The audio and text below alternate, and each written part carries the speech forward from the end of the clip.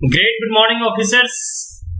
I, Sumit Kumar Singh, welcome all of you in Magatputra YouTube channel. My dear friends, today in this video we are going to discuss the optional paper of UPSC Men's Examination of Economics. So we will discuss the Syllabus of Economics optional paper. We will start with paper 1 of Economics. There were two papers in any optional paper. Paper 1 and paper 2. We will first start with paper 1 of Economic Optional Syllabus UPSC Civil Services Examination. So let us start. In point 1, it is Advanced Microeconomics. Marshallian and Varsizium approaches to price determination. Alternative distribution theories. Ricardo, Calder and Kalki, markets structures, monopolistic competition, duopoly, oligopoly, modern welfare criteria, Prairie-Drog, Hicks and Skrodowski, arrows impossibility, theorem and AK sense social welfare functions. Now, in point 2, advanced microeconomics.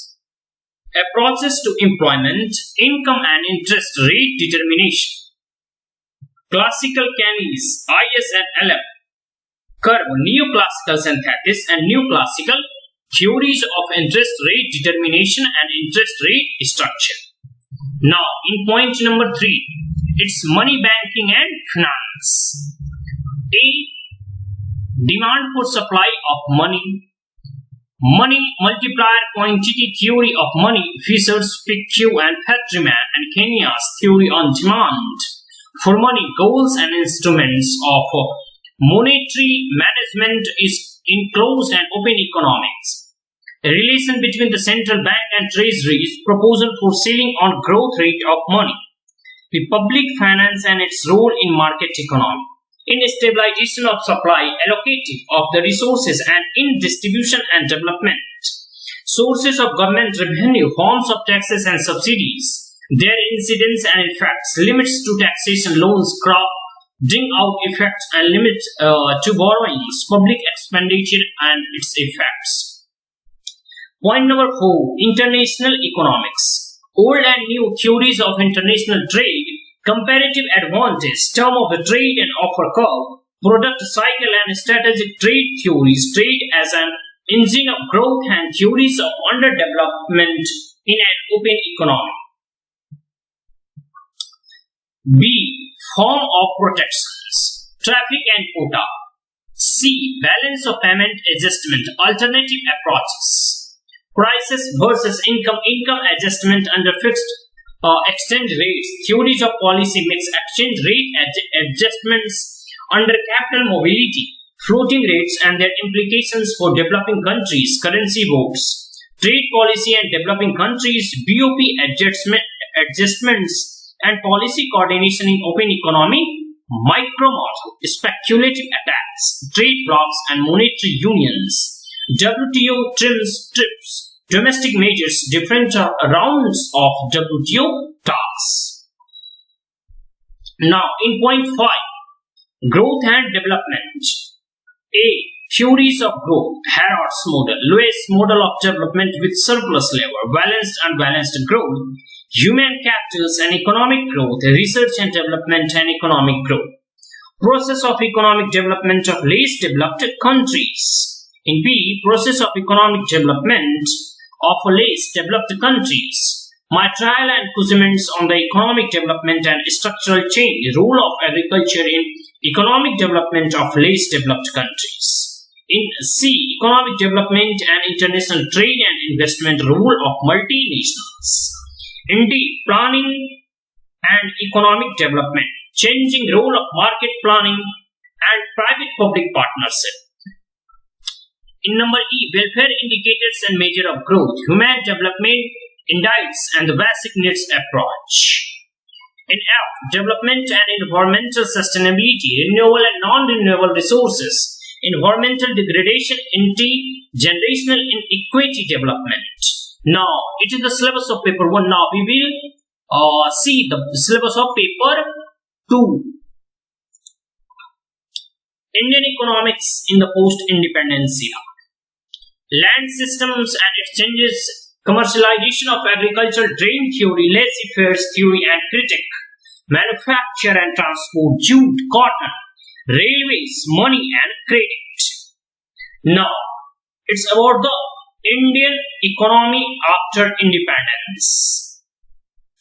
Number 8, the pre-liberalization era.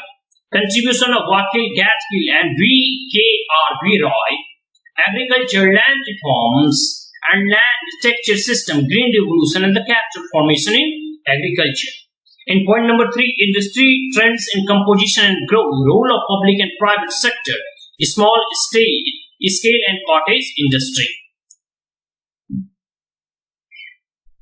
In number 4, national and per capita income, partners, trend, aggregate and sectoral composition and changes therein. In number 5, broad factor determining national income and distribution, measures of poverty, trends in poverty and inequality. In section B, the post-liberalization era. Number 1, new economic reforms and agriculture and WTO, food processing subsidies, agriculture prices and the public distribution system, impact of public expenditure on agricultural growth. In number 2, new economic policy and industry, strategy of industrialization, privatization, disinvestment, role of foreign direct investment and multinationals. In point number 3, new economic policy and trade, intellectual property rights, implications of trims, gates and new exempts policy. In number 4, new exchange rate regime, partial and full convertibility, capital account convertibility. In number 5, new economic policy and public finance, Fiscal Responsibility Act, 12th Finance Commission and fiscal federalism and fiscal consolidations. In number 6, new economic policy and monetary system, role of RBI under the new regime. In number 7, the planning, from the central planning to individual planning, relation between the planning and the market for growth and decentralized planning. The 73rd and 74th constitutional amendments.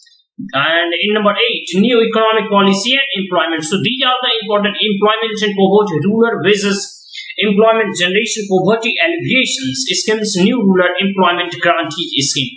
So these are the important topics. And I summarize in front of you point by point in both the paper 1 and paper 2 of economics, optional paper of UPSC civil services main examination.